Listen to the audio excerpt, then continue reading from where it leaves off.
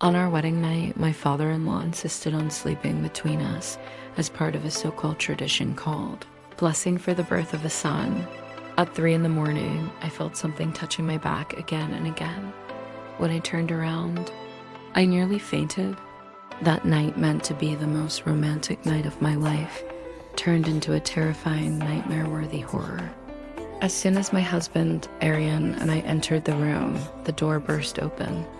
It was his father, Mr. Ragneth, a quiet man with a stern face holding a pillow and a blanket. "I'm going to sleep right here with the two of you."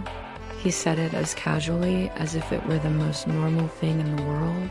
I was stunned. "You mean here?" I asked, hoping it was a joke. But Arian only gave an embarrassed smile. "Darling, it's just a family tradition. On the first night, a fortunate man sleeps between the newlyweds to ensure the birth of a son." My stomach twisted. I wanted to refuse, to throw them both out, but everything I had heard all week echoed in my head. "Be respectful. This is a traditional family." I took a deep breath and lay down at the very edge of the bed, as far away as possible. The night felt endless. I barely closed my eyes. I wasn't sleepy, I was tense. And then it started. First, a light touch on my back, then something like a pinch, and finally, something that slowly slid from my lower back down toward my thighs. My heart began to race. This isn't normal. At exactly 3 a.m., I was trembling. When I felt something climbing up the side of my body again, I lost control. I turned suddenly fast, terrified, and then, oh God, my blood froze instantly. What I saw there, it wasn't what I had imagined.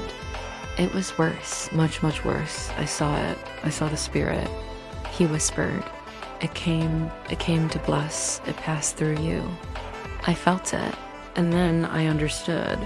It wasn't him touching me, Dot. It wasn't Lucas, Dot. It was their sick imagination fed by an absurd, twisted tradition. That was my limit.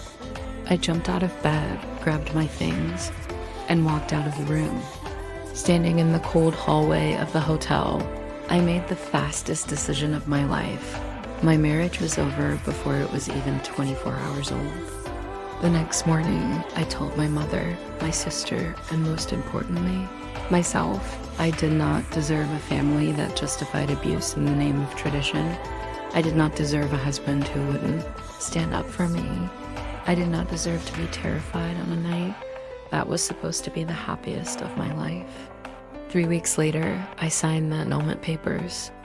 And to this day, when people ask me why, I simply say, some traditions deserve to die before they destroy someone's life.